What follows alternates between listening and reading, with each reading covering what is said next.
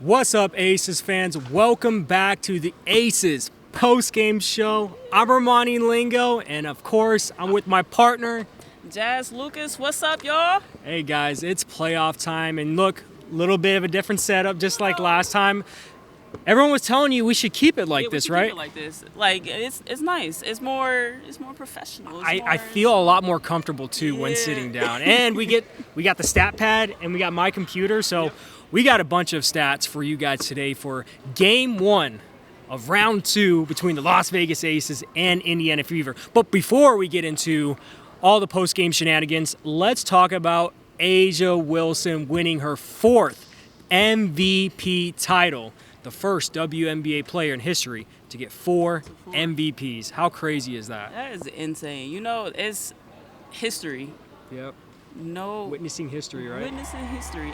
And what Becky says, I would hate to be born the same time as her because she's literally the best player in the world right now. Yep. And no one can compete, and she solidifies that by winning her 4th MVP. And look, pre-game, she talked about how important it was for her family or her mom and dad to be involved in this whole process. And she did get pretty emotional about it, and it was just a great moment to capture. So here, take a listen on A'ja Wilson talking about her mom and dad. Just the love, the unconditional love that they show and they give me every single day. It's just a beautiful thing to see that I'm like, I do it for them. I'm like, who would have thought that your crazy toddler of a little girl would be a 4-time MVP? Like, they see me at my worst. They've allowed me to fail. So when I can share these moments with them, it is just so beautiful, and it's just like... Yeah, absolutely exciting moment for A'ja Wilson, and as you saw, got really emotional. But let's talk about her game today. And this will kind of tie into about her pregame, but can you kind of mention how she did? This isn't her usual stat line, okay, guys? So here's what A'ja Wilson's stat was here. I'm going to just say this, too, before I even say the stat. I mean, in the first half, she already had a double-double. Yeah. She had, I want to say, 12 points, 11 rebounds or something like that. Don't quote me. I might be mixing it up. Mm-hmm. But she ended the night with 16 points and 13 rebounds, 1 assist, 4 blocks. So not a terrible night. No. One thing that kind of stood out to me on that stat line was she was 6 for 22, though, from the field. Yes. And you kind of saw her struggling at the beginning of the game, missing layups, missing shots that she would normally make. Yeah. So when you think about it all, right, she's won the MVP before the game. Mm-hmm. She has to do an MVP pregame conference, and then she has a ceremony to celebrate her winning the MVP. Just a whole bunch of stuff going on before tip-off.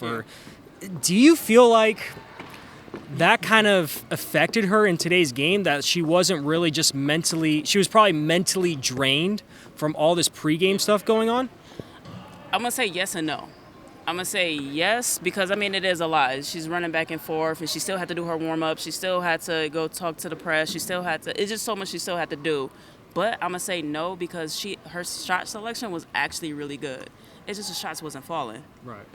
But, yeah, 6 for 22. Right.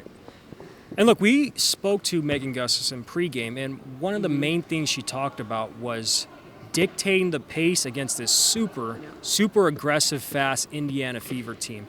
And so we asked her that, and so take a listen of what she had to say. You know, I think this series is going to be more of a mental battle than physical. Obviously, they're really good team. They're fast. They're quick.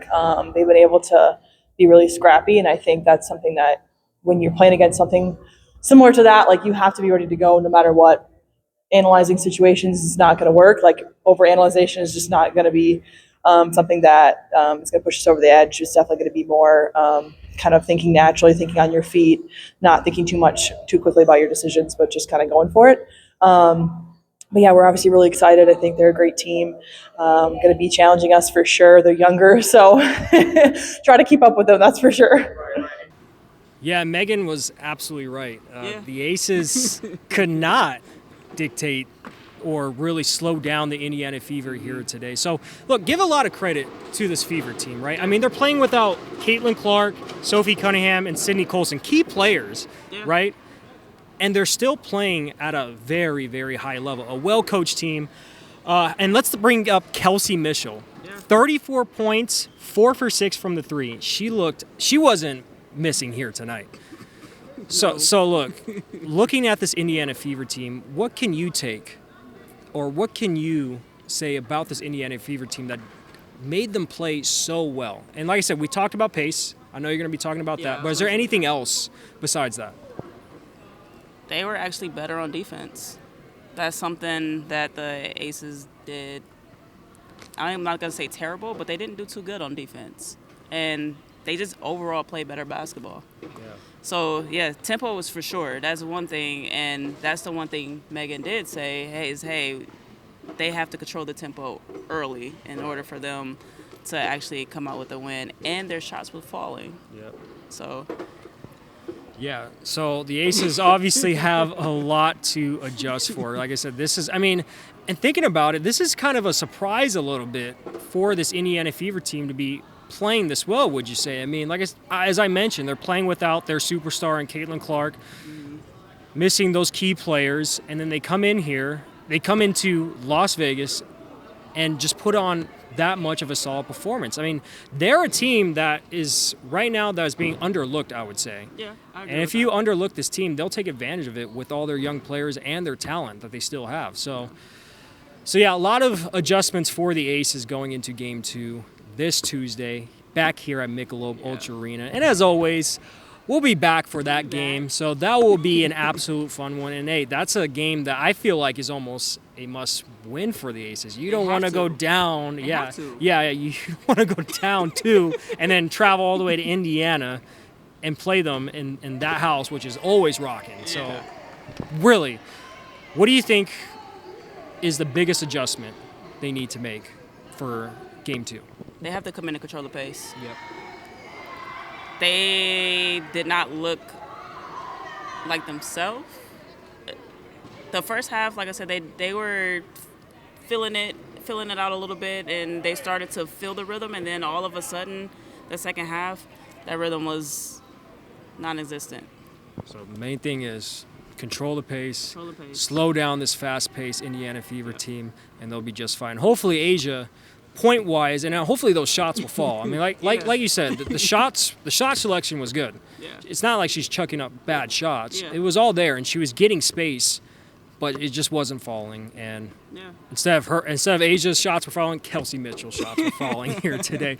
So like I said, guys, we'll be back here Tuesday for Game 2 between the Las Vegas Aces and Indiana Fever back here in Michelob ULTRA Arena. But as always, I'm Romani Lingo. I'm Jazz Lucas. And we'll see you guys this Tuesday. Take care, everyone.